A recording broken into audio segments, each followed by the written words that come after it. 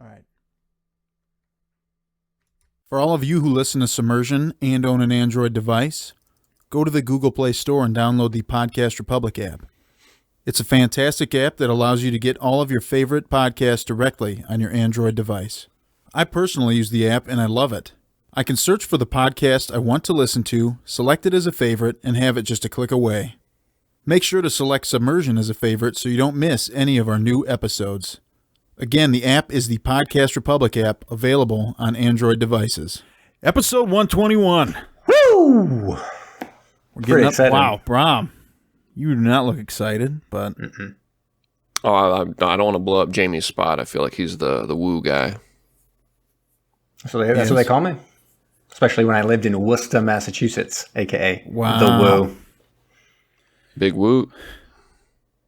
boom, boom. Yeah, dude, it's we've been a little sporadic lately with our releases, with our recordings.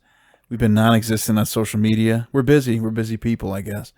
But we're back tonight. Special. For 3. It is special. We don't have a really long cycle. Usually we got some pretty long cycles, but what's right around the corner? Halloween. Favorite? Is it your favorite holiday? It's not my favorite holiday. It's not my favorite. I think it sucks. None of ours? Oh, wow. That's a bold statement. I wouldn't say it necessarily sucks. I don't like dressing up for it. Yeah. What's your favorite, though, Brom? Probably Christmas. Christmas. Classic.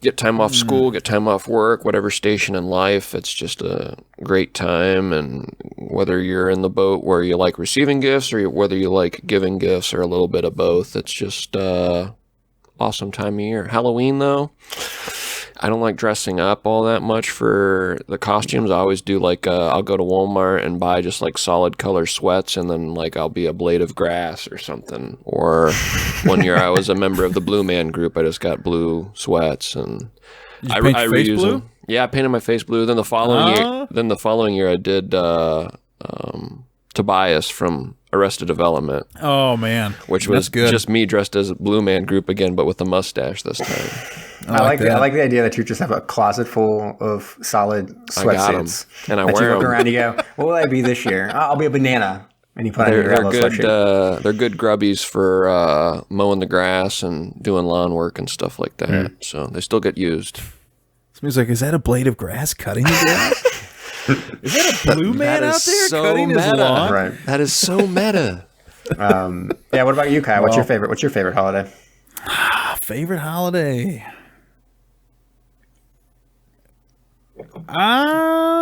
It's probably, I'd have to say it's probably Christmas also. Classic, yeah. No, mine's Thanksgiving. Give thanks. Eat food. Football. America. Yeah. Nap. Also time off. All the good stuff. I'd say the one problem with something like July 4th. July 4th, great, fun. Fireworks, overrated, but still pretty good. Beer, fun. Great. But no time off, generally. I mean, you get the day, but it could be in the middle of the week. Yeah. Granted, if I were still in college and I were telling you my favorite holiday, it would hands down be St. Patty's Day. Oh, well.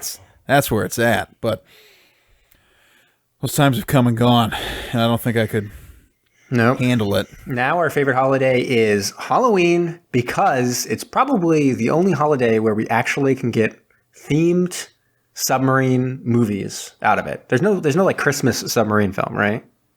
Yet, that before we write it. We could look. We'll have to look and see what we can find. I would love one where it was a submarine hunting Santa during Christmas. No, that'd be pretty fun. Pretty good. You try to blow them out of the air with the exactly. SLBM. Santa submarine. Okay. You taking notes on that? Yeah. Taking for my next movie. Taking down Santa. Yeah. We'll work on it. We're going to workshop that one. But we got Halloween. We got Halloween themed cycle for days. Literally just a couple days because there's only 2 movies that we're doing, right? There's not a third one, but we figured out. No. Just 2. And this will be the first of 2. And it's pretty spooky. So get ready for that stuff.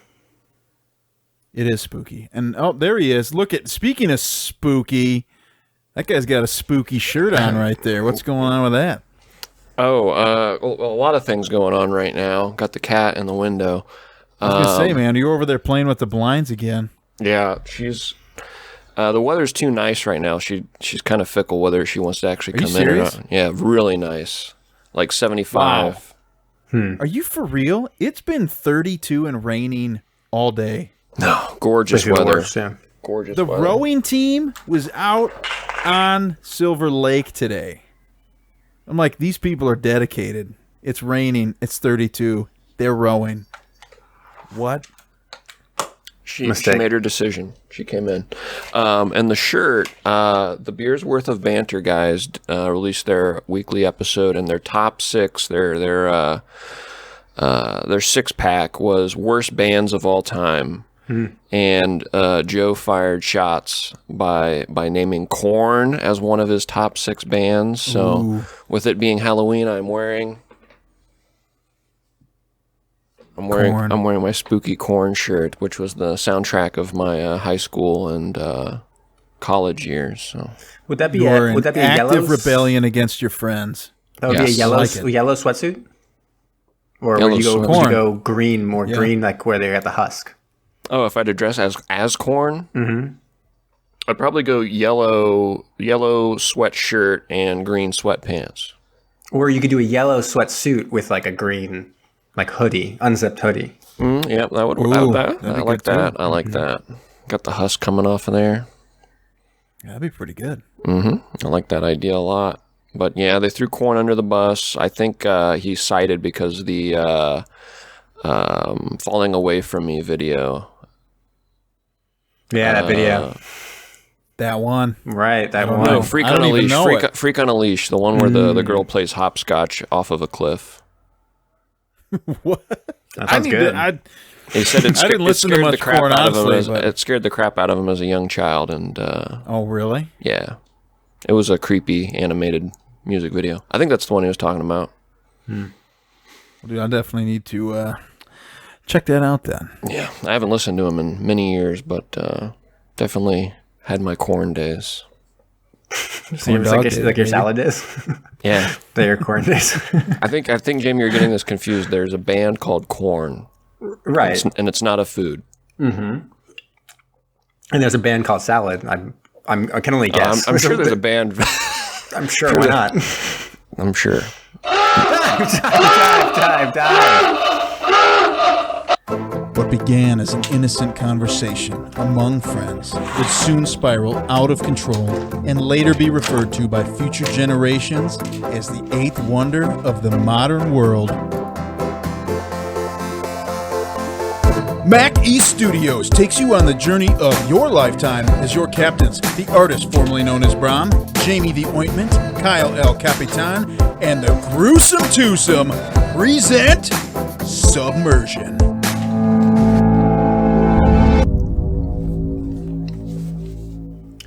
Yeah, All right, no enough gross corn yeah. salad, whatever's going on with you guys. Corn salad. That sounds pretty good, though.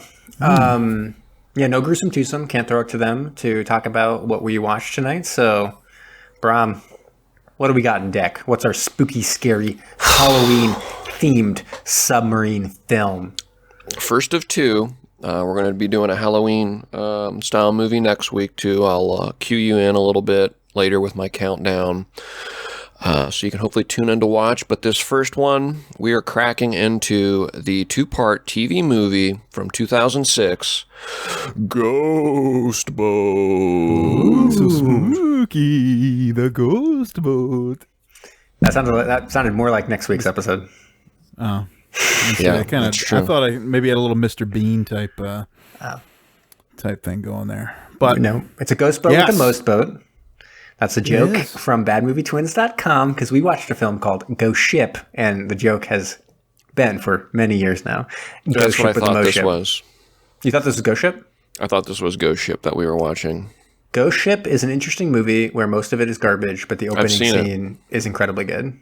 Somehow they made like a really, really, really, really, really, really good 5-minute movie and then trash after that. Screwed it up. Yeah. I would say Really? Ghost Ship ended up being way more of a Halloween style horror movie than this was. Well, let's not disappoint people right off the bat. Right. This was pretty Our creepy. Halloween movie cycle. Yeah. But this was Ghost Boat. I was actually shocked today when I was looking at more of the information about it because we just kind of watched it all together as best friends, holding hands, yucking Party it up. watch. We Party did. watch. Yeah, we party watched watch. It was a good time. Distant party Is watch. it legal? Is it legal to party watch? I think it is. Why not? Yeah, I think so. I don't know. But it was made in 2006. If you'd asked me when was this movie made, I would have been like, I don't know, 96? But no, 2006 British television film. Based on a novel, which unfortunately I don't think any of us has read. Kyle, did you read the novel in preparation? You know how I am with reading, and I'm very against it. So Just generally I'm negative on against reading. I tell you what, I would read more, but it knocks me out. It's just like if I am awake, put a book in my hand. Like, I don't probably want to get halfway down the page. I think that might be a medical condition. Yeah. It could be. You have to look into that. But it is so 2006. I think you'd call it a David Jason vehicle. He is, I guess, a well-regarded British actor. I didn't really know too much about him. Did you guys know David Jason much? Or anything No. from anything? No. He's No, not. I don't think Talking I about our recognize lead him. character here. Yeah, the only thing I know is that when I looked at reviews on IMDb, there was one that just had the title "Jason Does It Again!" Exclamation point. So apparently he was a huge I fan. saw that as also, and I was Yeah. like, maybe he very well could have a following. I guess.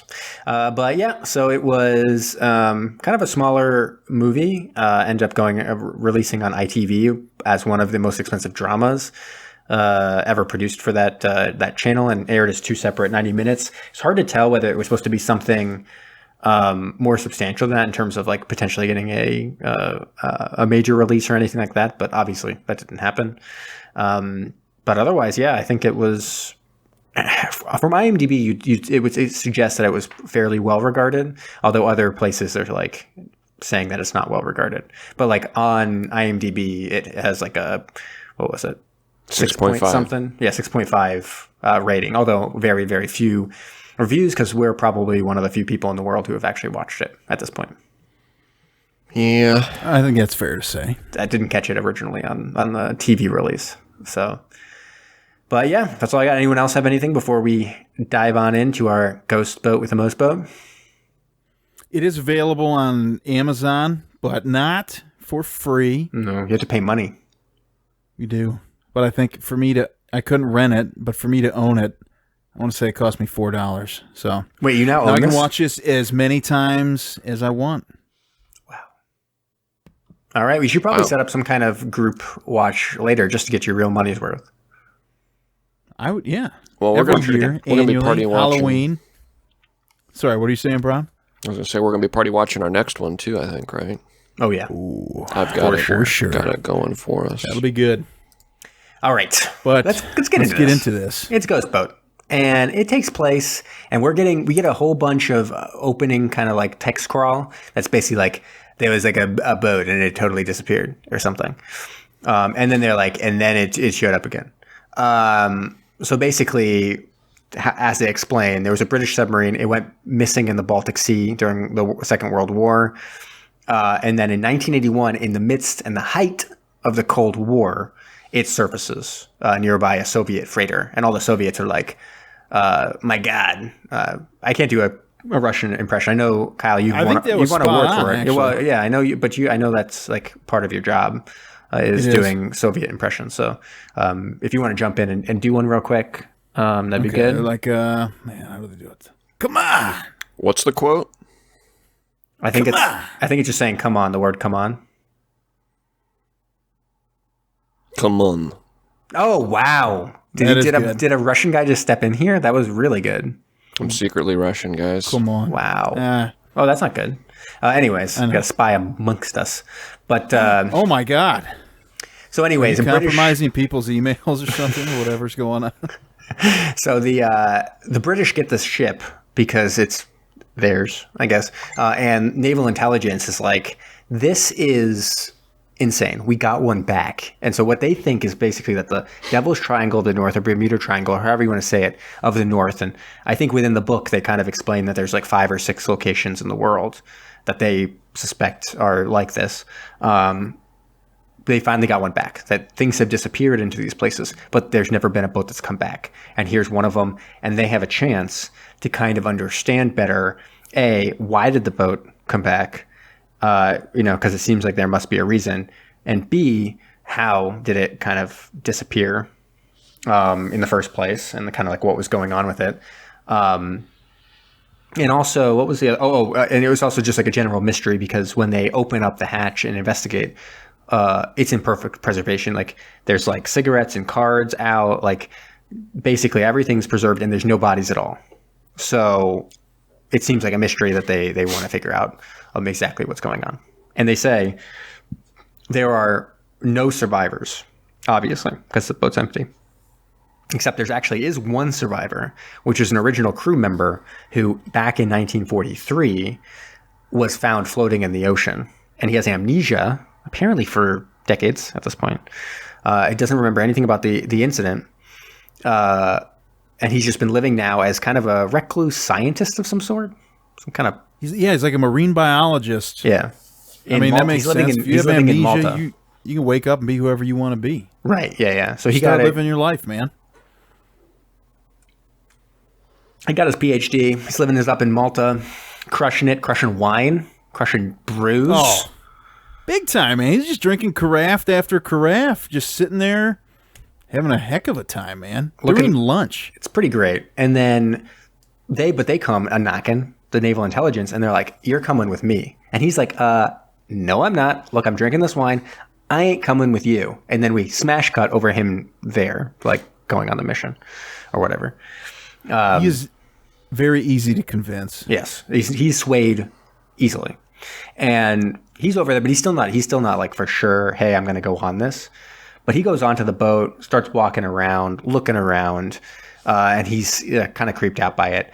There's also a guy there of a similar age to him, Alan Cassidy, and he was one of the original designers. So they're bringing both of them along in order to better kind of steer what they want to do with the ship. And what they want to do is they want to go through each of the steps that the original mission took and kind of show what happens and why it originally happened.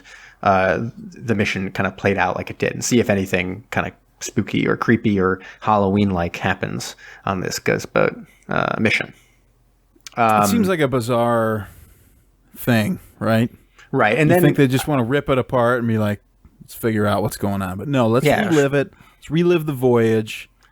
You'd at least want to get some ghosts. You'd want to bust some of those ghosts a little bit before you just like take it for a spin. You would think. Yeah. Because, I mean, that's the thing. Like, I don't know if you know much about the Ghostbusters, but they do love busting. Busting is their jam. They love busting. So I don't think you'd even have to pay all that much. They'd probably do it for free. I would think so. Yeah. And this would have been about the time that they were, well... It's actually maybe a little pre. would have been. Yeah, would have been a little pre. Yeah, I don't know. Maybe I don't think the Ghostbusters were up and running yet. So maybe that's what actually got why. them started. They heard stories about this. Yeah, this was almost certainly what got them started. But yeah, I can't remember. Was there a way that they got Jack on board? Yeah, it was very easy. Or sorry, very difficult, because they said, we need you to get in the boat. And he's like, there's no way I'm going to get in that boat. And they're like, come on. He's like, okay, all right. Yeah. Oh, that's right. Because they kind of just tell him, don't you want to know what happened? And eventually he relents. He's like, yeah, I kind of do want to know what happened. I mean, eventually, that's a bit of a stretch. It's like almost immediately. After he was just like, there is no way in hell I'm stepping foot in that boat. There's no way in Ghost. Want to know? Well, I guess I kind of do, yeah. Yeah. And so then they start going off, and Jack's just kind of like chilling, and there's a bunch of kooky characters on the submarine. Oh my God. Boy, they're cutting it up. And they are cutting it up. They are not even... I mean, this is like, what, a 7-day trip, maybe? Something like that. I don't know. It says day one. Ridiculously short. So day one, we're already getting on the sub, and there's a guy... I'm just going to play this clip for you because it's pretty incredible. We've got haircuts immediately.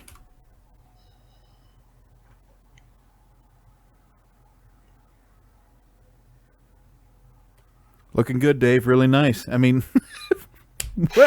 what is that? I mean, they would have just started the voyage and you got to get a haircut? Yeah, couldn't hear the clip on we our didn't end, we didn't but, hear it, but that's okay. That's fine. I did see it in the movie, and we went back and rewatched it. I think it was the only thing we rewound and watched again. It's the face he makes. The face he makes at the end of making that haircut makes it seem like, oh man, that guy really needed a haircut, and he is crushing. He is crushing his hair hard. Easily, I'd say a top 5 like WTF moment we've had in any of the movies we've watched. Just like what? And I don't think it had any bearing on anything at any point. It's just so funny. It was day one. You might think that I just showed that clip or play that clip just completely out of context. There is no context. No. Like, literally, there's all this other stuff going on, and they just cut on over to a haircutting scene. Yeah. And that's all it is. It's like that long. It's like 5 seconds. You're like, what the hell was that? Yeah. And so they're being escorted by the Oakland, and which is a surface ship. And they're kind of just like going along. Travis is the naval intelligence officer, and he seems a little bit like he's got some kind of ulterior motive. Like, even people are like, man, I don't get on your bad side, because he always seems to have like a game kind of going on, or a way of kind of having his own will take over of anything that's going. But they have an actual captain, Captain Burns, and he's captaining the submarine. And so they're going off, and they have, day one, they're kind of just like hanging out, haircuts going, all that stuff. But almost immediately, there is like a major disaster on this boat, because they're giving like a tour to a guy into the torpedo room. And I can't, what actually happens to the boat, but the torpedo kind of comes loose and crushes him, like literally crushes a dude. Day one. Oh, and he gets crushed by the worst part. I mean, it's just like the prop on the torpedo. Straight into his face. I mean, you're done. There's no coming back from that. He's dead. But presumably ghosts did it, I think. But for spooky instance. Right. But then even the captain's like, we're turning back. And Travis is like, hell no. We'll just put him in one of the torpedo tubes, keep him nice and cold, Baltic Sea, and everything will be fine. And he's like, we can't turn back. We can't let this opportunity pass. And it's like, it's day one, and you just had a guy crushed by a torpedo. I think you turn back. We can't possibly too far deep, 20 too deep. minutes back. We are too deep into this mission. Can't give the corpse over to the Oakland. And almost then after that, they lose contact with the Oakland almost immediately at that point. Oakland's out of commission. The crew starts acting erratically a little bit. Like they're kind of like even because it's day one. Yeah, and this is going so bad. I think day two, even Jack is starting to have some weird interactions in the boat. There seems to be a little bit of creepiness going on, like hearing voices. It seems like the captain, he's having some memories come back of kind of what's going on. He also kind of accosts some of the crew about what's him feeling like they are blaming him for something. He's kind of like going back in time in his mind to the events of the previous thing, and he kind of reveals, I got someone killed, just like that kid got killed by the submarine while I was showing him around. I was supposed to be doing a drill, but I was being punished, and I had to stay up like day after day after day. They were forcing me to stay up and not sleep, and I made a mistake during this drill, and a kid got his face crushed by the torpedo, whatever, closed the lid or whatever. The hatch. It sprung open and hit him in the face and killed him. And so everyone on the boat hated me after that. And I was like, but he doesn't say it this relaxed, Jamie. Not at all. He comes out and he is just like guns blazing right up to the captain. And we got the clip. Let's just do it.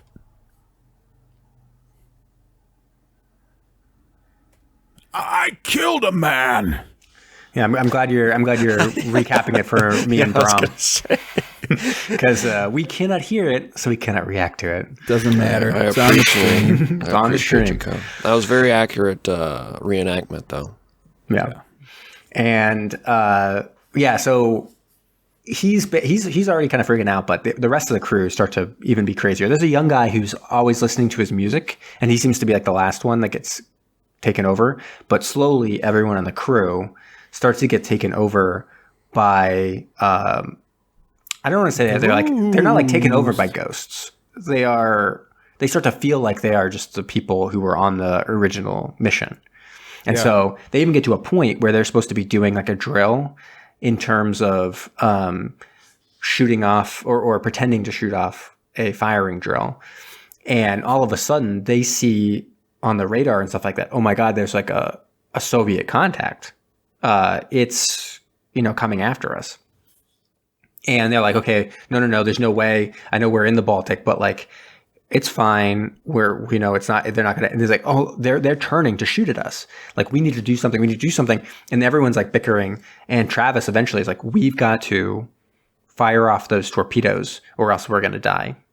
And they shoot off the torpedoes and actually sink what they think is a, I don't know. I guess what do they think it is? They're all believing do they though? Do they think it? There's a lot of right. We don't know what's real right now. No, I mean, I don't know if we ever. Well, no, I think at this point the idea is that they did not actually sink it, right? Because they think that it's a Soviet submarine just because of where they are. But then it's the place where the Scorpion sank a German U-boat in 1943, and so when they go to the surface and they look around, because some people, half the crew is like, we just killed a bunch of people. That's crazy. Like, we need to look for survivors and like help them. And the other ones are all like, whatever. Like, we just sunk our enemy, the Germans, whatever. Like, this is life or death, et cetera, et cetera. When they go up, there's no evidence that there's anything there. There's no debris. There's no people. There's no nothing. So almost certainly they didn't sink anything. And even I think Jack says like, the boat's making us think what we want to think. It's making us believe that we're back in 1943 and there's enemies and stuff like that. But that's not really happening at all. Right? Yeah. Because like he's talked about, they're at the exact same time, exact same location, exact same situations happening. What are the odds of this? Yeah, the only weird thing is Cassidy, the Alan Cassidy, the vessel designer guy, the old guy.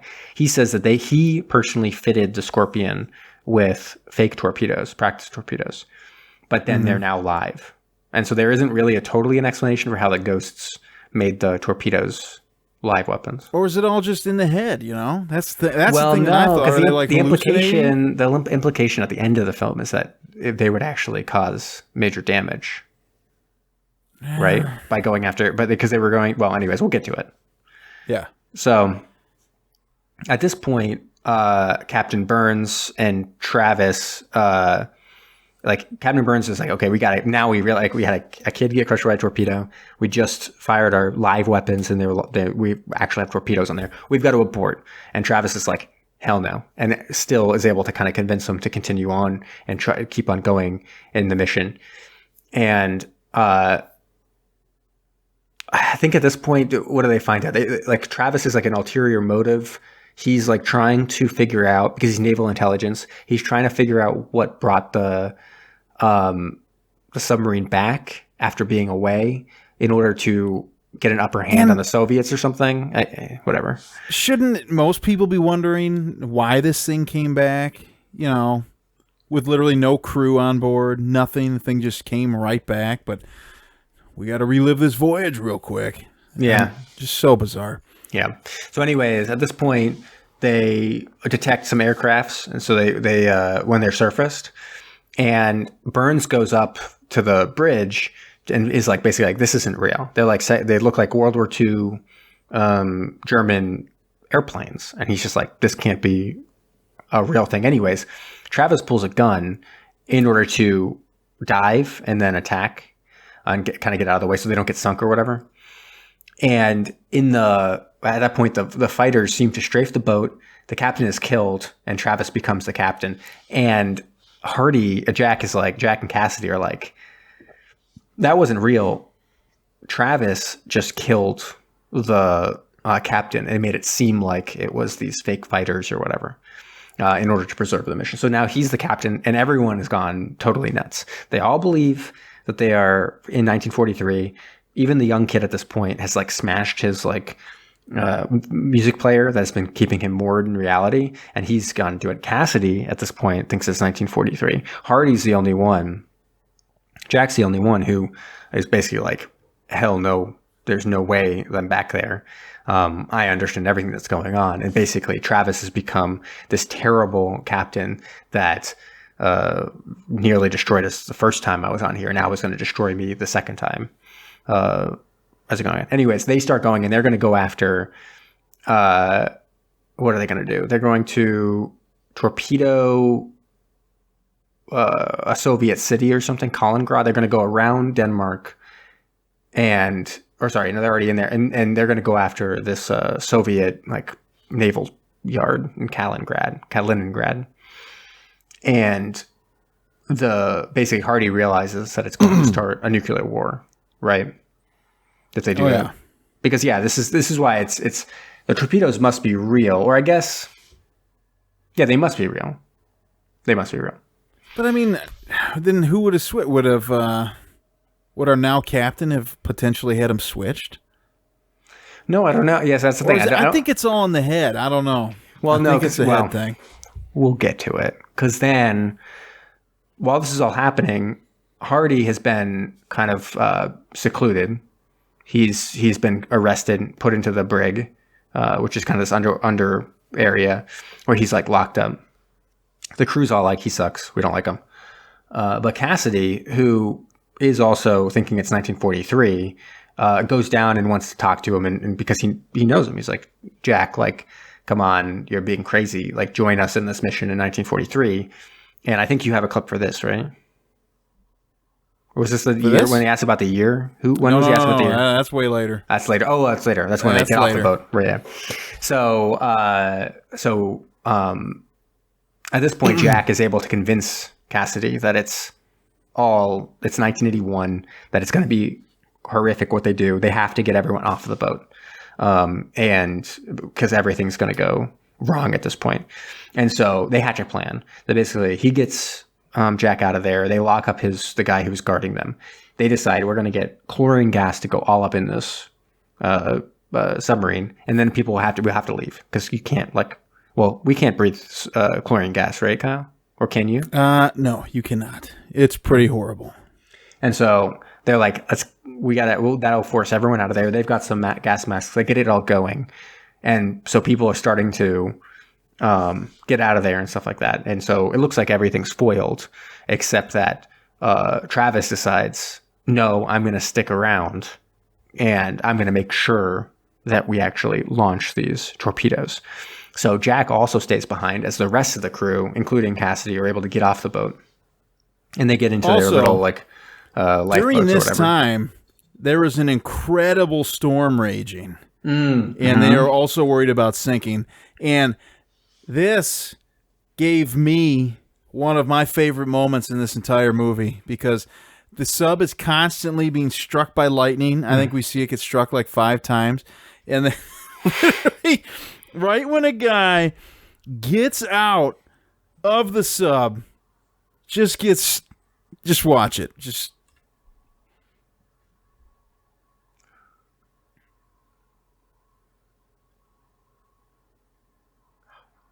I'm not watching it, but I know it's good. Immediately zapped, immediately falls off the side of the sub. Everybody's like, forget about him, man. Yeah, they don't even react.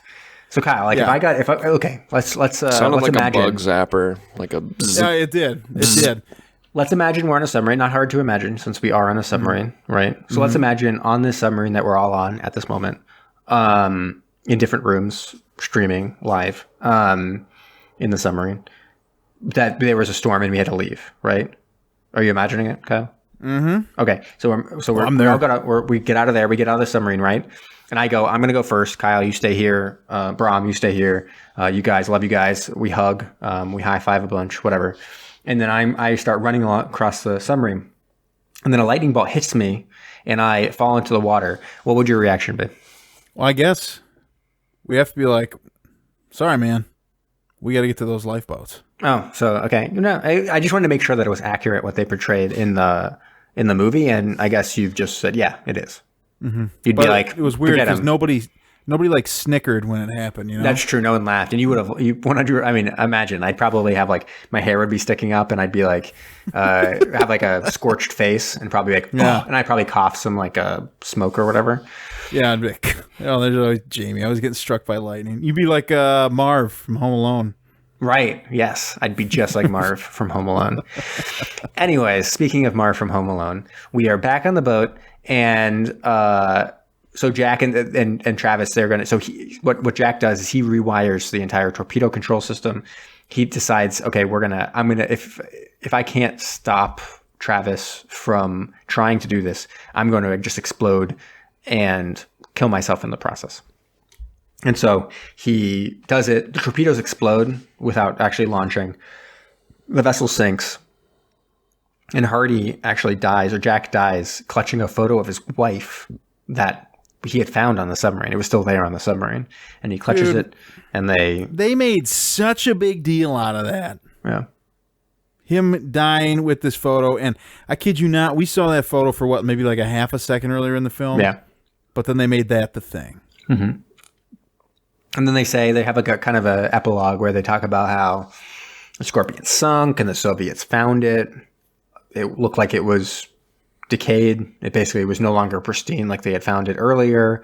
No bodies still on the submarine. And basically everything was closed, and they kind of look at each other and say, everyone's agreed. All the international actors in this have agreed. There was no such thing as the Kaliningrad incident. It never happened. We never were on the verge of nuclear war as a result of a ghost boat with a Moose boat. And the survivors from the sub get picked up by right. Oakland, and who they lost contact with earlier in the film. And our one buddy, who kind of regained his mind, he loses it on a cadet on board.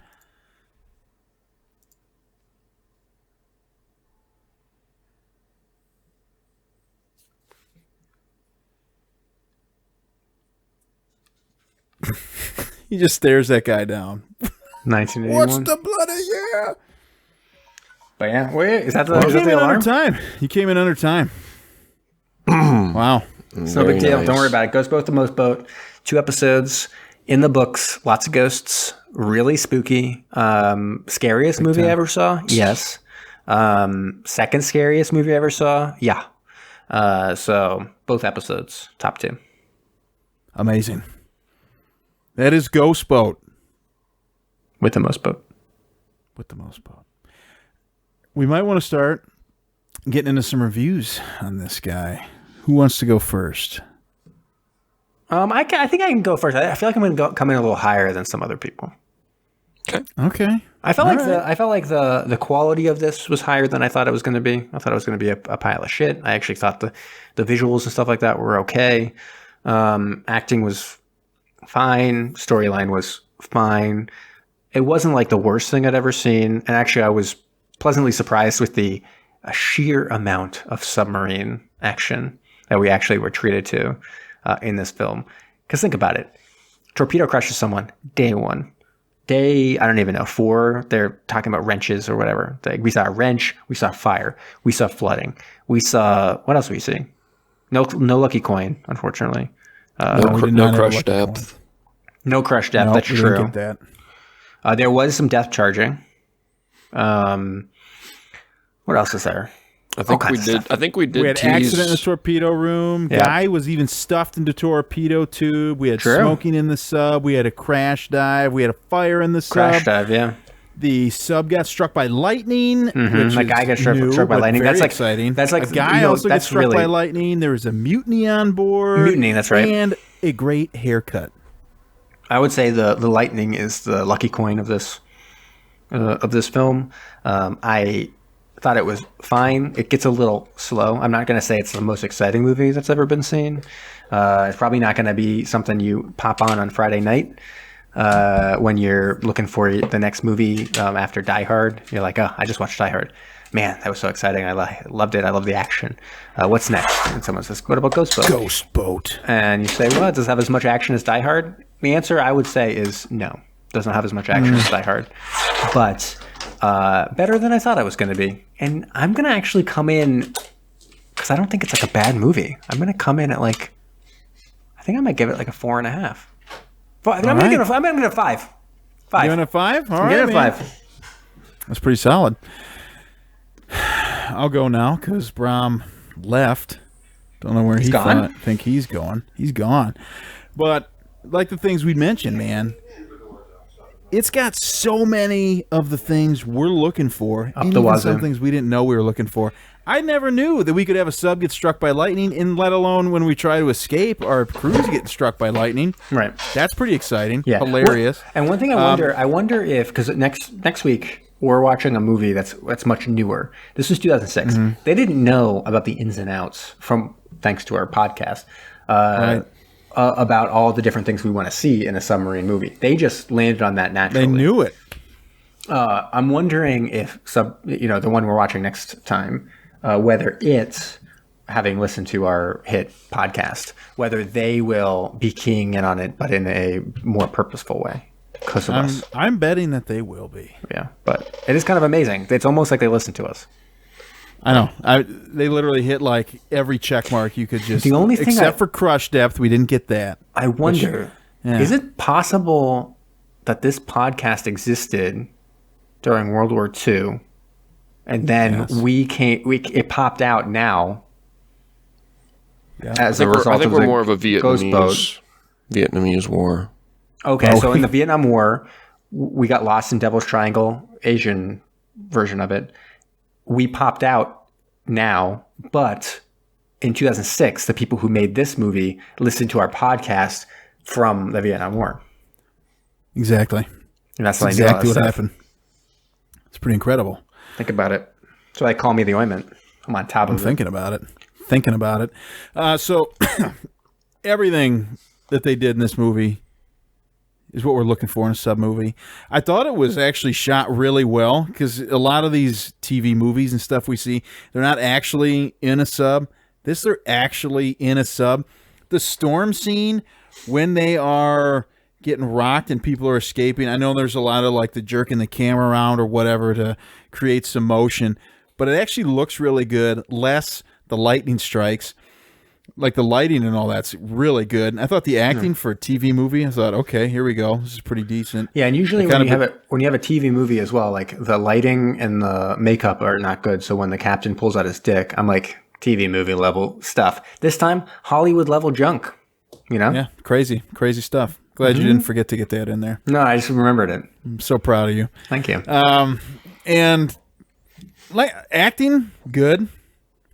I've been kind of impressed by some of these TV movies lately, like that On the Beach one. I know I gave that the highest rating, but I thought, wow, actually, here we go. I think I may have liked this one more than On the Beach, but really, I'll have to go back. Yeah, I think my rating actually may reflect that too, but maybe not. The story I thought was a little bit bizarre. I mean, it was fine, but we never learned what really happened. Is it just the souls of the old crew possessing people? And I mean, I guess you got to chalk it up to the Devil's Triangle, whatever, but way better than I thought it was going to be. I thought it was going to be trash, and then I was pleasantly surprised. Like you said, it's slow in some parts and whatever, but I mean, there's so many competencies here with how it's made and how it's presented. So I'm going to come in at like a 5.25. Nice. Yeah. No, and what was I going to say? I was going to say something, but now I forgot. I forgot what I was going to say. Guys, what do I do? Maybe my review will jog my memory. Ugh, what a mistake. Let's start it over. Guys, let's start this episode over.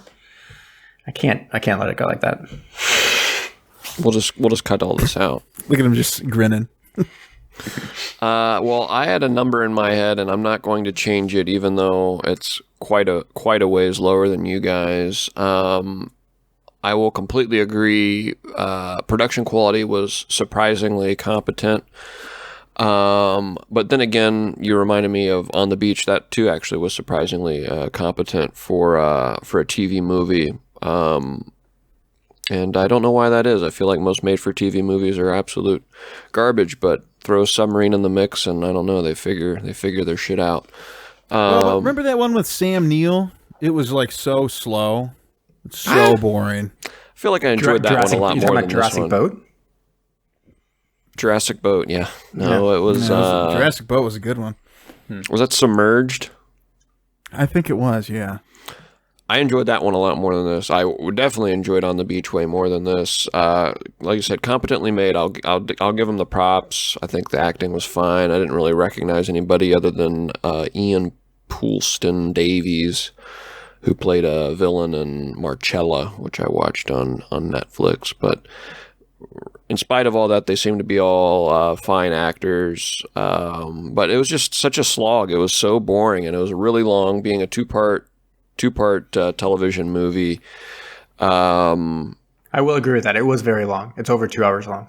Yeah, and it was rough. It was a rough watch. It wasn't what I was expecting, which I can't dock it for that, but I was expecting it to be a bit more of the on-the-nose ghost horror film instead of like kind of the ambiguous, was that a ghost? And like, were these ghosts doing these things? I do wish it was much more straightforward ghost story, because I would like some spooks. You know what I'm talking about? Yeah. Yeah. Some spooky, scary stuff. Yeah, there wasn't really. We teased, I think, at one point about a jump scare that was just a guy like got too close to the camera or something. There was some weird stuff with the cinematography, like getting really close and zoomed in on people's faces. And smash cuts and stuff like that. Torpedo room scene, you remember? Where all of a sudden the camera just like backed out of the hatch really fast. You're like, what's going to happen? We thought it was going to close, and then the scene just changes. We're like, what the heck was that? And the framing. I mean, I think what you're talking about is like literally the framing of some of the shots are straight up like right on someone's face. And it just goes back and forth between like super, super close-ups. I presume it has something to do with the typical over-the-shoulder conversation. No. Just like it's like straight up on their face. Yeah. Anyways, it was closer to a psychological horror kind of thing. I was expecting more of a supernatural ghost slasher kind of horror. And even then, I can almost say it's more of a suspense film. But again, I'm not going to dock it for not being what I expected, but it was still just way more boring than what I was expecting. And there were some really funny moments, obviously. I wonder if we weren't party watching, how funny. I mean, I think I still would have really latched onto that haircutting scene. I'd have been just really confused. But no, the lightning strike would have 100% come up. I don't know. God. That might have went by. Really? Might have passed by like a ship in the night. Lightning strike is amazing. Oh my gosh. It was so good. I don't know. I kind of come to expect the dumb shit in made-for-TV movies, and I think that was just kind of really dumb movie. Getting out of the sub and immediately getting struck by lightning, you'd expect that. I mean, come on, man. Yeah, and that sound effect, like it literally sounds like a bug zapper. Like it was boring. It was boring. Too long. I'm going to give it a 3. All right. I feel like you may have raised it. I feel like you were heading for a 2.5, but I had a 2. You're right. I had a 2.5. I'm going to give it a 3 because I think you were right with the production quality, which I honestly very respectable production quality. I did, and I remembered what I was going to say. So Kyle, you were talking about why the ship came back and stuff like that, and asking that question. And I do think it's kind of a funny thing to try to think through, because like obviously this is I guess some kind of evil. It's the boat. Well, no, I'm saying like the area that they disappeared in is kind of like an evil place, that they've taken this boat and they return it just in time to potentially cause a nuclear war. Like it's foiled by Jack. And it's interesting too, because like, Jack, you have to come along, and he's the only reason why they don't succeed in starting the nuclear war, right? So like the bad guy is the person who convinces the person who foils the plan in the end. But it's just weird that this like non-specific, non-human, non-thinking entity, Devil's Triangle, seems to return the submarine explicitly to try to start a nuclear war. What does it care? Does it even do it to start the nuclear war? Or is it just like, hey, they keep on implying that they don't know why. There must be a reason why this thing was returned. And then I know, but we never get it. Well, maybe it'll come up later. Maybe. In the sequel, Ghost Boat 2, even more ghosts. I like that. Any amount of ghosts would be more. Sure, one ghost. Yeah, seriously. I was expecting at least one ghost, right? Yeah. There was one where the guy said, "Captain, you're needed somewhere in the conning tower or whatnot." And we're like, "Oh, was that our first ghost?" And just kind of left it ambiguous. That was the only one. Yeah. Was Below starting Johnny Depp? Was that made before or after this? After, I think before. No, it was like before. Early 2000. Yeah. Wow. So I guess this was a sequel. Anyways. Yeah. All right. Since the one pair of that gruesome twosome is not here, neither of the gruesome twosome is here. Do we jump straight into trivia? Yeah, let's do a little bit of trivia. Let's see what you got, man. Alrighty. Movie was announced in 2005. David Jason, the main character was enthralled by the book Ghost Boat, and adapting it was a long-held wish of his that is cited on Wikipedia, so you know it's real. And that's crazy. His long-held wish was adapting Ghost Boat, and guess what? Wish came true. Dude, good things take time, right? Right. Maybe that's why he did so good in his role. Yeah, he really Because invested. he was just very passionate about playing it. Right.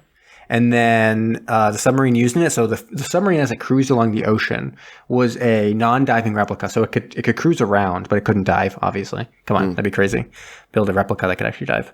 But it was built in Malta, and it was a modified S-33 from U-571. So it was a German boat, a German submarine in U-571. They modified it for this film, which was also shot in Malta for those scenes, and tried to make it look like a British submarine. But even in goofs, the goofs of IMDb, they say there's a goof right here. Oh, it's supposed to be a British submarine, but come on, it looks much more like a German type 7C U-boat. Come on. Please. So it If wasn't anything, the one in Black Sea. No, so this is the thing. So one thing is that when you look at the filming locations on IMDb, they say submarine interiors was at Hack Green Nuclear Bunker Museum in Nantwich, Cheshire, England, right? And so that's not listed as being a filming location for Black Sea. I still think it looks like It that. did when they got inside. Yeah, but it's not listed, and I couldn't really find anything specific to link it for sure between the two. But I think it probably is. I don't know. It was Black Sea is a British movie. Here's a submarine interior at a England museum. Like I just feel like it is probably the case, but it's just not listed anywhere. It's hard to find out some of these things. Ghost Boat's not a particularly huge film, despite us making like a 4-hour podcast about it. Yeah. I think you need to launch off into like a 1-year just journey and quest to get answers about this and see if it was actually the submarine interior from Black Sea. Yeah. So anyways, and just to kind of talk about a little bit about the film, the novel that they made this film off of. So the novel was a 1972 book. It was set in 1974. It revolved around the reappearance of a Pacific submarine, the USS Candlefish. So not a British submarine, but a U.S. submarine. 30 years after it disappeared in the Pacific. And they kind of talk about how there's a bunch of different spots, 5 in the northern hemisphere, 5 in the southern hemisphere, that are these weird geomagnetic anomaly locations. And that's what the Candlefish fell into and then came back out. And the idea here wasn't so much that they were trying to take advantage of how it kind of came and went through this anomaly for their own. They would just wanted to figure out why it came back, and so they were going along the mission to see if they could figure out why. They didn't really care so much how, just more with exactly why it happened. And then it seems like indicate from the Wikipedia that the story concludes with them being uncertain whether they actually bomb Tokyo, which seems kind of crazy. So they don't actually end it with it like this never happened kind of deal. Right. Yeah. No, it seems like they say like it's on its way to potentially go after Tokyo. It's supposed to be more of like a horrific idea that they all become kind of obsessed with this boat and are on their way to destroy Tokyo. It's kind of weird. And then, in terms of Phantom Zone, so we can go on to Phantom Zone. Ooh, little Phantom Zone. Here we go.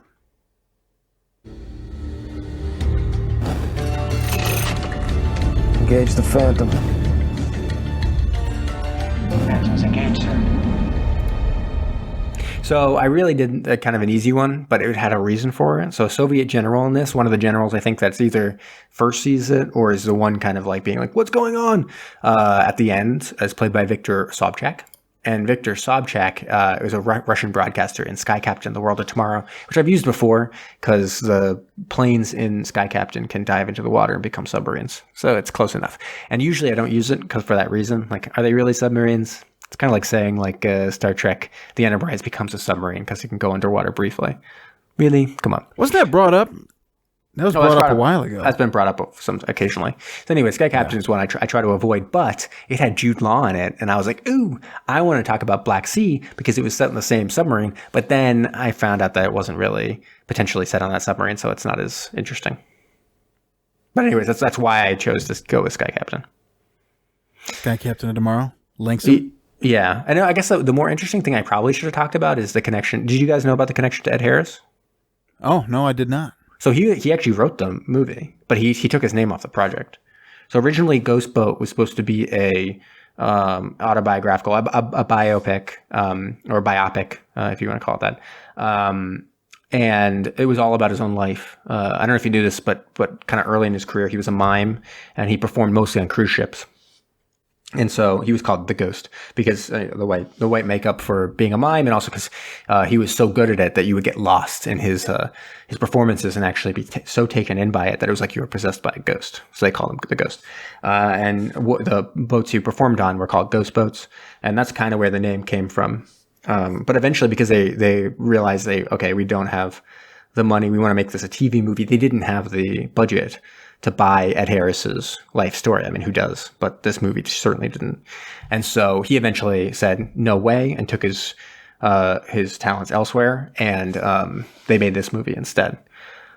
It's kind of interesting because Ed Harris eventually did make that movie, his biopic. He called it. Have you guys seen it? It's called The Rock.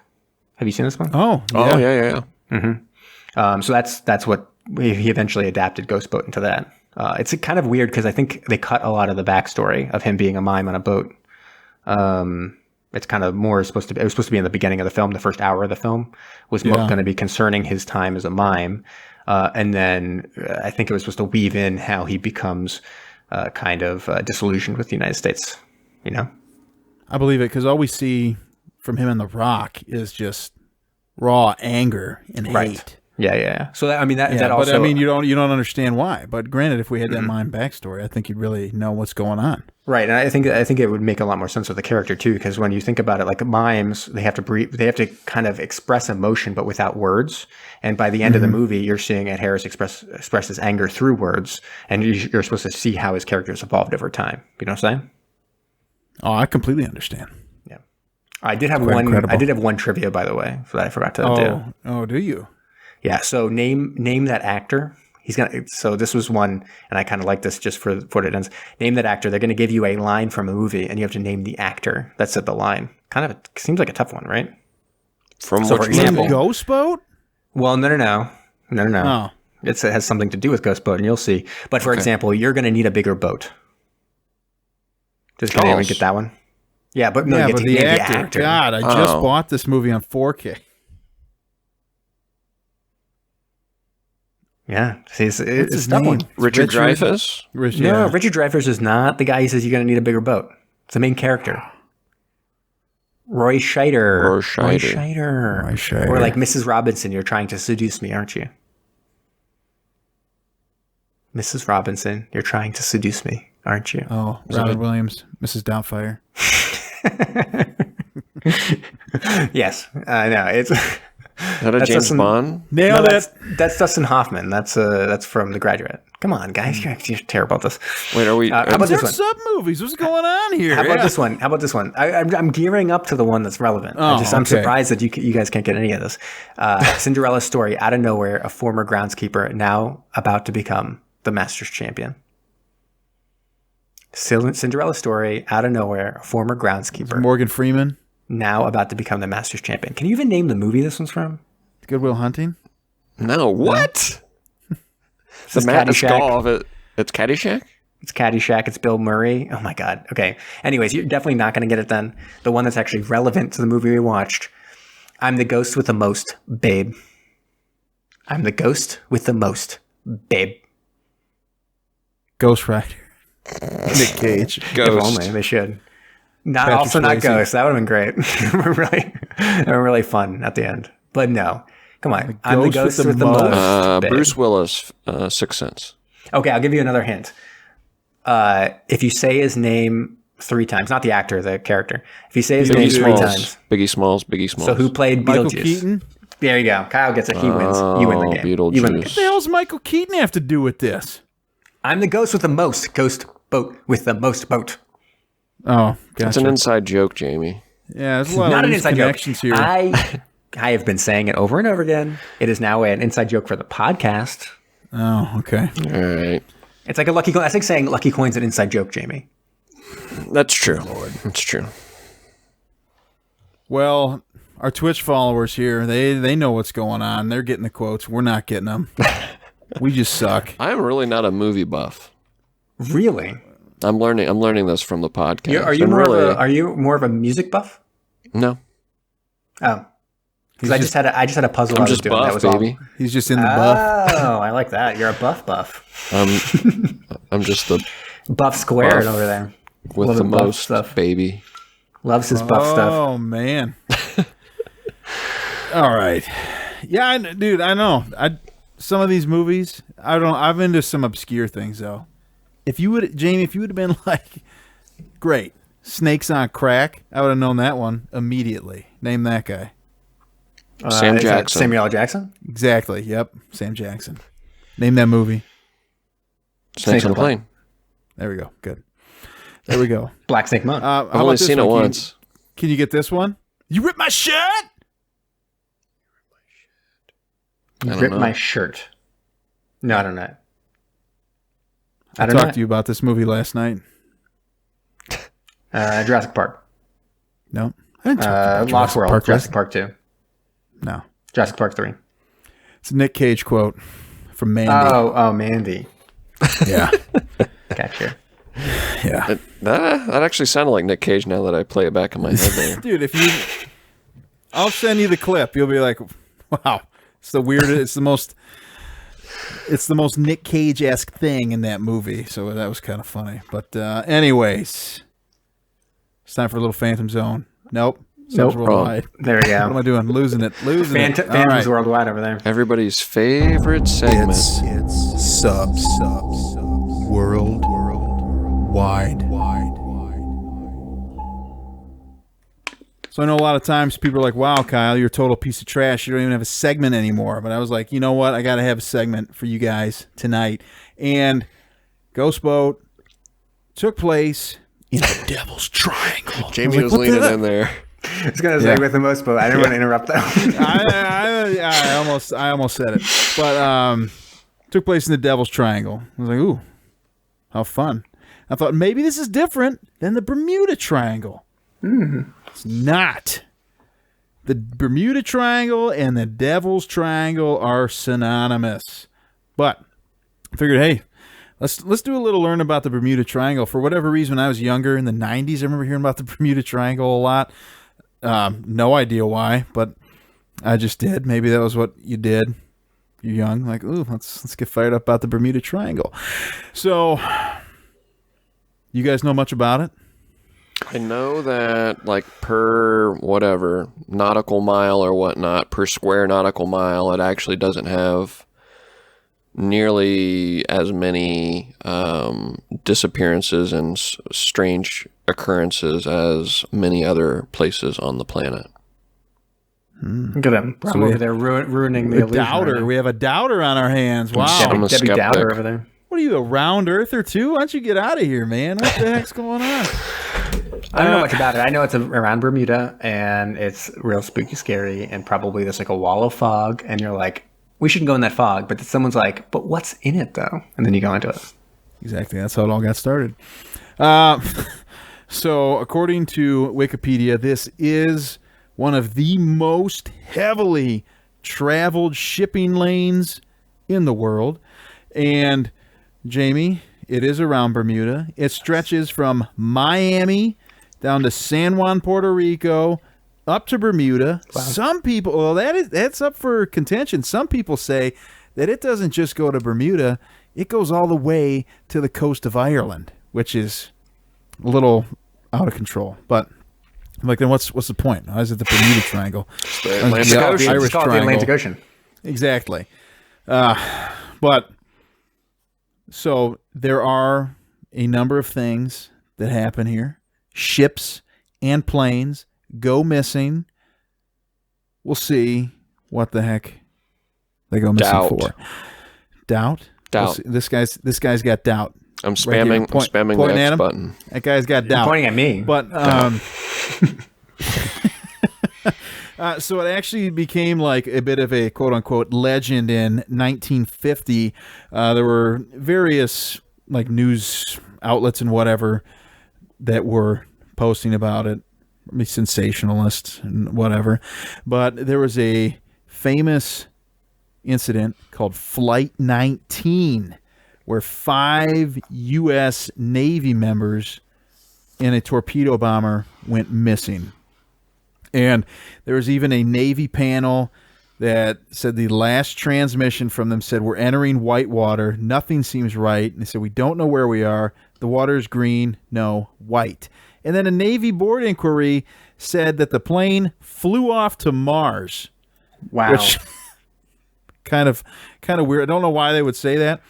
But so there's a number of reasons that have been attributed to things going missing in the Bermuda Triangle. So compass variations, because people aren't necessarily accounting for when the magnetic north changes. The Gulf Stream for ships, because it's just, I guess, really powerful there. People just basically screwing up, not doing great. Weather and rogue waves, which is a wave that's over 100 feet.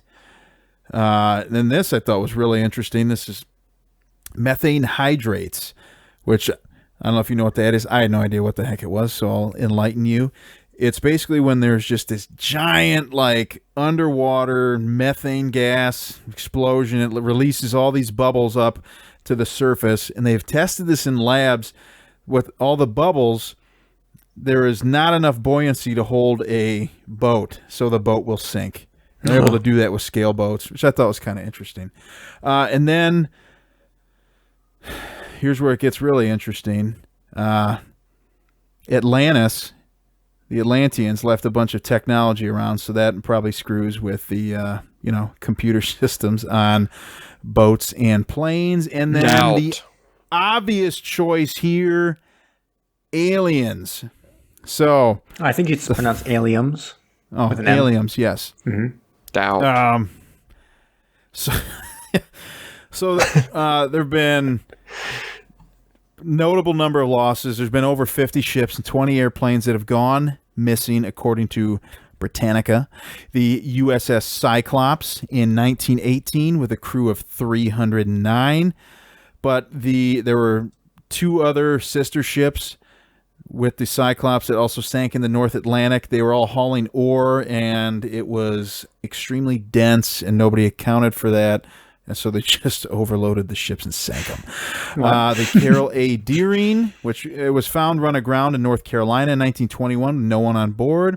Flight 19, as I mentioned. People say maybe it was a navigational issue, and they just ran out of fuel. Star Tiger and Star Ariel passenger planes went missing in 1948 and 49. Douglas DC-3 aircraft with 32 passengers. Connemara 4, which is a yacht, in 1955. And then the KC-135 Stratotankers, 2 airplanes collided in the air.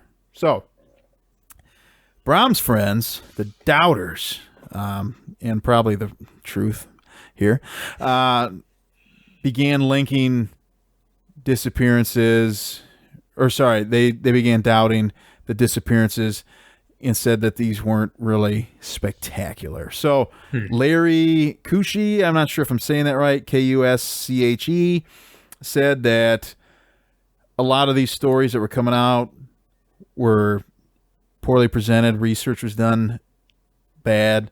They're fabricated, just sensationalized. And as Brahm noticed, there was not a significant increase in the number of ships or planes that were going missing in this area compared to anywhere else. If storms were occurring in the area, that was left out of the information that was presented to people. So there could be just a raging storm that could be near impossible to sail through, but that was left out. And he also said that the numbers were inflated. If a boat was said to be missing, that was the end of it. If it showed back up, which happened, they didn't they didn't say that it was found. It was just gone, And then Suspect reporting. I know. And then I found a article by WWF, not the World Wrestling Federation, which went away. World quite a while ago. Wildlife Foundation. Yes, which is called South China Sea, Mediterranean, and North Sea are shipping accidents hotspots. This is from June 7th, 2013 by Dr. Simon Walmsley. He's a marine manager of WWF International. So they listed some of the most dangerous waters for shipping. And believe it or not, the Bermuda Triangle wasn't even in them. We got the South China Sea and the East Indies, Mediterranean, the Black Sea, North Sea, the British Isles, and the East Sea or Sea of Japan. Silver Lake. I found out that's an area of contention. So Silver Lake not on there. it's not on there, which is Lake amazing. Superior not on there. No. And then, what do you guys think here? What percentage of ships are lost due to rough weather, leaks, or the ship breaking in half? Not a collision. What percentage? Of all ships of all time? Or of all disappearances. Just ship losses, yeah. Ship losses. Percentage of what all was included in the events there? Rough Breaking weather. in I know half. there's a lot of events here. Rough weather, leaks, or breaking in half, but not a collision. I feel like it's going to be quite a what bit. other disappearances are there? Just navigation, poor navigation. I'm going to go with 50%. I'm going to go high too. I'll go 83%. Jamie hit it on the nose. Wow. 50%. Nice clean round number. Yeah. What percentage of ships lost do you think are cargo vessels? 62%. 32%. 50% again. Oh. And then Price is the Right. I win. second most likely cause of losing a ship, what do you think it is? It's not piracy, I'll give you that. Gambling. Okay. Maybe. Lost the ship. It's easier than you think.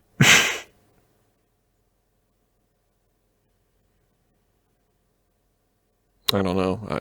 Just getting lost. Hitting an underwater obstruction. Oh, like a mine. Or like a spike that you, not that like you a put rock, in the water. a mine, yeah. Right, yeah, or Exactly. like a long pole that I've put in the water to like get ships to crash. Something like that to booby trap the water, yeah. Right. Exactly, that's it. That's Subs Worldwide Wow. for the A lot of Devil's research there. Triangle. I'm doing what I Yeah, can more like here. Bermuda Triangle Worldwide. I know, but I didn't have time to record Bermuda Triangle Worldwide, so I went Subs Worldwide. But Bermuda Triangle Worldwide. All How many- right, How many subs have been lost in the Bermuda Triangle? Did you say that? I did not see that. Probably none because subs are the best and they never get lost. It's true. That's a good point. There's been no All right. there's been no combat there, really, right? Bermuda? Yeah, everybody's too scared of it. They're like, Open dude, sea. we know it's not a thing, but we don't want to be the one who is the statistic. Yeah, they're all Brahms. They're like, we don't even believe it, but then look at it and they're like, you know what? We're just going to go around it. Yeah. I'm ready. You ready? Yes. You ready? Yes. Yes. Tube 3 ready to fire, sir. Commence the countdown.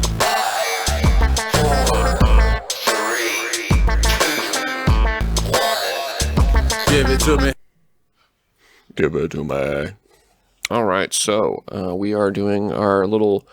What are we going to do? 2-part Halloween episode thing. I think we got 2 weeks queued up here. With it being the month of October, I know I've got a few friends that really pile on the horror movie watching. Some get into it even in September. They're such big fans of Halloween and horror movies. And I've been actually watching a lot of horror movies too. I didn't watch a lot growing up. Never was really a fan of the teeny bopper slasher movies or anything like that. So good. not a big jump scare guy, but some of the cerebral horror and supernatural horror I can get into. And I've watched some good ones, and I've got access to a lot more movies now too. But I watched Aliens for the first time each on both those. Really enjoyed those. I think I would give The Edge. Those from the library per your recommendation. Well, I mean, I've got the first Alien, and I recently watched that also. But yeah, I will say, and it's not like a groundbreaking statement. I think it's a pretty common sentiment, but like one of them's more of an action film. One of them is more of a horror film. I think that's generally how it's talked about. Yeah, Aliens is definitely more action-oriented, and I'd say I enjoyed it a little bit more. I liked the exploring the colony there and everything that went into, the investigating the hallways and corridors, narrow corridors and everything turned into an action movie, like you said, and trying to escape it. I'm a big Metroid fan. It's probably my favorite game, Metroid Prime, and it reminded me a lot of Metroid, and enjoyed those. But I also watched John Carpenter's They Live, rewatched John Carpenter's The Thing last night, and watched The Color Out of Space. You watched that? I watched with it. Nick Cage? Yes. Oh, thoroughly enjoyed it. Have you guys seen it yet? I haven't. Nope. I bought it because it was on sale on Prime Day, and it was sent to me, but it was like open, and then the back was like slit, which is weird because there wasn't even like a digital copy. So I was like, I got to send this back. But well, delayed, unfortunately for you there, but when you do get to watch it, I'd love to hear what you think about it. I think you'll enjoy it, especially as a big Nick Cage fan. Brom, I'll tell you this, because one of the producers is on that. No. Elijah Wood. Oh, really? Yeah. That's cool. Because I was telling Jamie about this last night. There's this incredible movie with I love that movie. Nick Cage. In Vegas? The one in Vegas? Oh, the one where they're on screen together? Yeah. All right, so there's that one, but then The Trust? The Trust. After they worked together on that movie, Elijah Wood was producing this other movie called Mandy, and he's like, we got to get Nick Cage on. And he was just the way, I was watching the behind the scenes, the way he talks about Nick Cage's acting and stuff, he's like, on stage with him, he's like, it was absolutely amazing. He's like second to none. And he's like, I knew we had to have him. And I'd highly recommend Mandy. The Trust it's the same famous amount one. of producers. That's awesome. Yeah. They're kind of building out a big bromance then. I didn't even realize that. That's cool. The Trust is famous in our circles because it was the movie that we had to be insistent to a trivia. We went to a Nick Cage trivia and cleaned up. Let's just say we just like destroyed all competition, all comers. Yeah, it's just a demolition derby, mostly because Kyle is a huge Nick Cage fan. I'm also a huge Nick Cage fan. I can't take the credit. Jamie is the one who knows like everything. They had the category where they said which of these actors have not appeared in a movie with Nick Cage, and they claimed the answer was Elijah Wood. When we wrote, I think we just chose someone because we were like, I don't even understand. This is all these actors are in there, and we had to show him the fact that all the actors were in movies with Nick Cage. Like, they're not in a movie, and I pulled up like on IMDb. I'm like, I just watched this movie last week. He's like, well, how new is it? I'm like, it's like 4 years old, and then he even told us, he was like yelling. He's like, no, dude, I'm the one running it. Like it's like the answers, and we're just like, you can't just say wrong answers though. Yeah, it was great. It was so funny though because he didn't give us the points, right? But he's like, you guys are so far ahead, it doesn't even matter. Like, why do you care? Why are you caring about this? You actually shared this story with me, I think, on one of my very first episodes on the podcast. That's how I learned that you were a big Nick Cage heads. Oh boy. Now we're just coming all around. We're doing a full circle. We started over on the podcast. Yeah, I actually had to double check because now let's get to my countdout here. I needed to double check that I have not done this before. I don't think I have, but I'm counting down top 10 horror movies. You guys can jump into these and watch them leading up to Halloween here. This list comes from Thrillist.com. I found the Rotten Tomatoes one, and I don't know. It's funky. I don't know if it just needs more time to kind of settle out, but it's kind of got your aggregate scores from critics and whatnot. And it doesn't look like the numbers make sense, or it just doesn't add up in any way. And well, it's tough. I mean, Rotten Tomatoes isn't going to make a lot of sense if you go back too far back. The numbers are all like retrospective and stuff. Yeah, right. And the top 2 movies are Us and Get Out. Yeah, so it's gonna Of be a all little time. skewed. Yeah, it's gonna be a little skewed. And I'm like, okay, I think those are fine movies, but I don't think they're 1, 2. So we're going with Thrilla's top 10 here. Number 10, Alien, 1979, the very first in the series. As I said, Great I think I've mentioned movie. it before. I used to watch that and Predator pretty frequently when I go and dog sit for my brother. Love those movies. Only referendum on the little caption that they gave, little blurb here. They mention and conclude with that the alien creature had disturbingly sexual assaults on the crewmates. I don't really feel like if I agree with I don't that. recall that. No, Unless they're referring to the head crab thing that, shoves the I guess maybe. tail down their throats, but I don't know. It's a bit of a stretch. I wouldn't call it disturbingly sexual. Number 9, Jaws, straight out of 1975. And Martha's Vineyard. The funniest thing about Jaws, being from the island of Martha's Vineyard, having grown up there, and having just visited there and stuff, still my home base. It is really weird when a film, especially one that's that famous and people watch frequently, uses a place that you live, because they'll be driving somewhere in one of the scenes, and I'll just be like, where are they going? And then they'll be like driving. The next scene, the car will be going somewhere. I'm like, what? That's like 5 miles away. Like, wow, they're going the opposite direction now. And so it's like all weird, like where they're driving, and you're like, that doesn't make any sense. I can't say I've ever had that experience being from where I'm at. I'll be like, whoa, he was just in Gayhead, and now he's down in Edgartown? What is going on? I guess the closest experience for us would probably be like Cleveland, because that's a huge location for shooting films nowadays. Oh, so like with like Howard the Duck, you're like, what? That's not the Quicken Loans Arena. Number 8, Nosferatu, 1922. Ooh, classic. And I guess this is as good a time as any to mention that we will be watching for next week the submarine film Subferatu. Oh, New film, And, right? Isn't it new? It is new, Newish? 2020. 2020 film. 2020 film Subferatu. Don't even know where you guys can check it out, but I think it's on Prime. I think it's rentable on Prime, I think. okay. Or rentable on something. There is a place you can rent it. is this the one that we talked about a while ago? It's made by like college students or something? No. That was a lesbian vampire one, I think. All right. Yeah. But All right. number 8, Nosferatu, the inspiration for many, many vampire films that would ensue. Number 7 is The Fly, 1986. I've actually never seen that. With Jeff Goldblum? Yeah. Never seen that. Have you seen that Beefcake. transformation he goes through? Beefcake Jeff I love those Goldblum. kind of things. It's a thing. Like if I love The Thing, I love that kind of like visceral, practical effects. kind of stuff. Yeah. And yeah, I've just never seen that one though. Speaking of, number 6, John Carpenter's The Thing from I should be 1982. higher. It's one of my favorite movies of all time. I agree, and it wasn't anywhere to be found on Rotten Tomatoes, so I'm like, dude, fuck that list. I think it. I feel like it wasn't necessarily at the time super well regarded. I don't know if that influenced it a little bit in terms of not being able to reach like the top heights on Rotten Tomatoes. But at the time, I think when it was released, it wasn't like people were like, "Oh, this is a super classic." Yeah. But now, obviously, people. I just think the narrative and that's just like the perfect movie. Just like So wondering the whole movie, like even rewatching it, like you immediately forget everything and like all the dynamics of like who is it still like in so and so or did it like reach so and so? Yeah, it was amazing. Just it's a visual, watching them a visual feast. I would say it's a perfect winnowing like movie. flies. Yes, it's a great movie, both visually and the story's awesome. Number 5, Night of the Living Dead, 1968.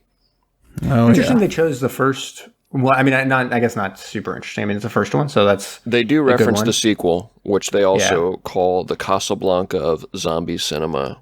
Yeah. The second one and the third one are both quite good. What's the second one's in one? the one in the, I think the second one is Dawn of the Dead. That's in the mall, and that Okay. one I think is considered. I would consider that the best one probably. Is there a Day it's of really the Dead, or is it just Dawn of the Dead? So it's Night of the Living Dead, and then there is Return of the Living Dead is the other series. I kind Okay. of branched off of it. I think. Okay. Dawn of the Dead, is that where they're in the house? So Night of the Living Dead is in a house. Night of the Living. Sorry. Yeah. And then Dawn of the Dead, I think, is a mall. And then there's Day of the Dead, which I think is in a bunker, if I'm remembering. There's Land of the Dead, too. That's kind of like the contemporary reboot that George Romero did, right? Yeah, maybe. I mean, he continued to make films, so there's like 7 in the series. Number 4, though, Halloween, 1978. A lot of these are like The Godfather or like the film that launched a huge franchise. So yeah, and I would kind of switch The Thing and Halloween. Halloween's really good, but I prefer. That's one I haven't seen, and it doesn't really fit into the box that I'm looking for of horror movies. I'm not really big into the slasher style. If you really dive into a particular series, it's almost like Stockholm Syndrome. So like if you just watched Friday the 13th, you'd be like, this movie is terrible. If you watch all of the Friday the 13th in like a month, you would get out of it being like, I love this series and they need to make a new one now because you just like get so deep into it. Even though all the movies aren't very good, like overall, you're just like, I love it. Now I need a new one. Give me a new one now. I don't know which of these I will jump into next because really I've only seen like 2 or 3 of these so far. Number 3, what was your question? No, I was going to ask if you had seen a particular movie, but we'll see if it comes up on the countdown. Number 3, Psycho, 1960. That's one I have seen. Had to watch this for film class. I do love it. You always forget every time that I pop this one in to watch again, I always forget how it starts, which is like a totally kind of random, doesn't seem like it has anything to do with a horror film at all. It's like a money laundering thing or something. I've actually never seen it. It's good. It's a good one. There's some real creepy stuff in it. I mean, they could make it pretty creepy, even though it was old. And it's even got our boy Anthony Perkins. Love Anthony Perkins. On the beach. Friend of the show. Number 2, The Exorcist, 1973. Ooh. Have you guys seen this one? I have not. Yeah. This movie, when I was younger, scared me just because it was like one of the first things I saw where it was just like, wow, this is wild. Yeah, I've never been super, guys, you say like I'm not into slashers. I've never been super into like possession, although some of the scariest movies I've ever seen are possession movies. It's just not necessarily the style of horror that I'm looking out for, but nowadays I think that's probably the most common when you think of the Conjuring series, or the most popular, I guess, where the Conjuring series is all kind of possession, exorcist-y type things. And it's got a friend of the show, Max von Sydow. That's true. He was the priest, right? Mm-hmm. And number 1, you guys have a guess on this? Number 1. Now the Exorcist is out the window. So yeah, I mean, it's funny because you'd almost say maybe Nightmare on Elm because it's the main series. It's one of the other major series, and it hasn't been mentioned yet at all. Yeah. The only other one I'd mention would be potentially Rosemary's Baby. Yeah, those are both on this list. It's a top 60 list. Oh. But what those I would aren't there. Ask is, some people consider Jurassic Park a horror film. No. But Snakes on a Plane could also be considered a horror film. Another one I'd ask is it possible? Oh, let me ask you a quick question. What decade is it from? The 70s. 70s. Yeah, I don't. And while you think about it, and on the topic of is it a horror film? Number 22. Do you guys consider Seven a horror film? I don't. With Morgan Freeman. Yeah, Morgan Freeman, Brad Pitt, Kevin Spacey. When was like The Birds?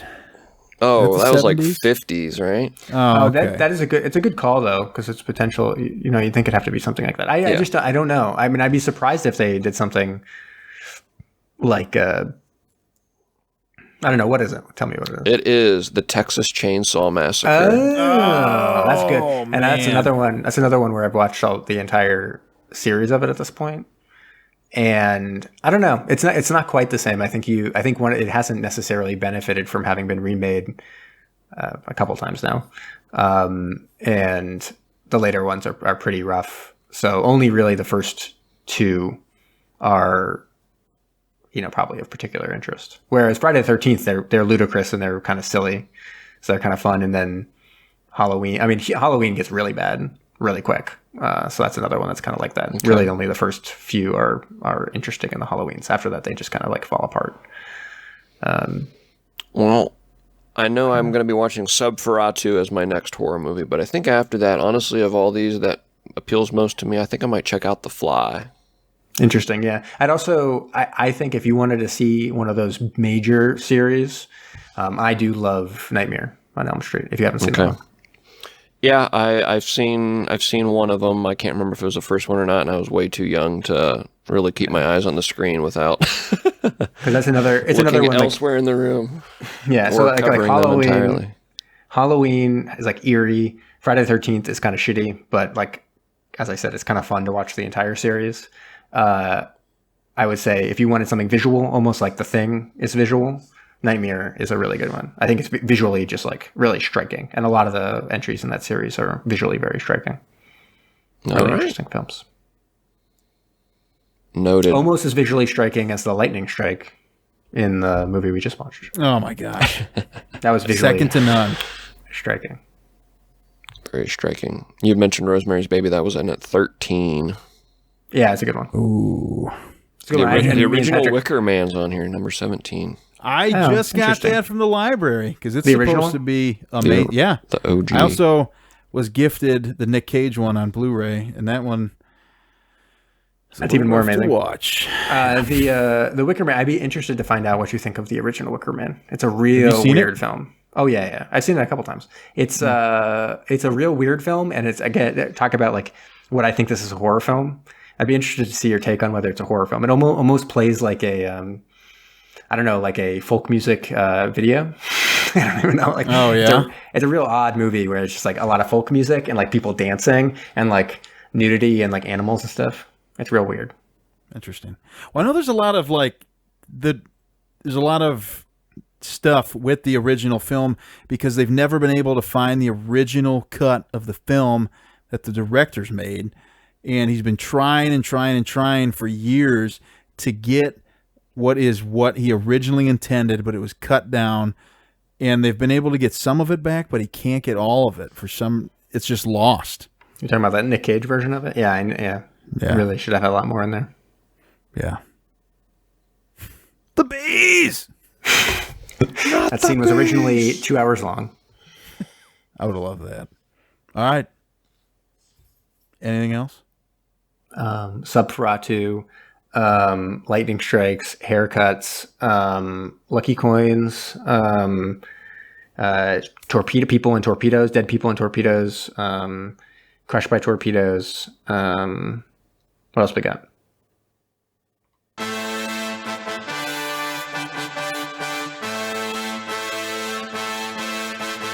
Thank you for listening to Submersion. Don't forget to subscribe for new episodes every Thursday. If you like what you heard, please leave us a rating wherever you listen. Want to interact with us? Follow us on Facebook, Instagram, and Twitter. We also love to get messages from all of you. If you have a suggestion, a comment, or just anything you'd like to share, please email us at macestudios@gmail.com.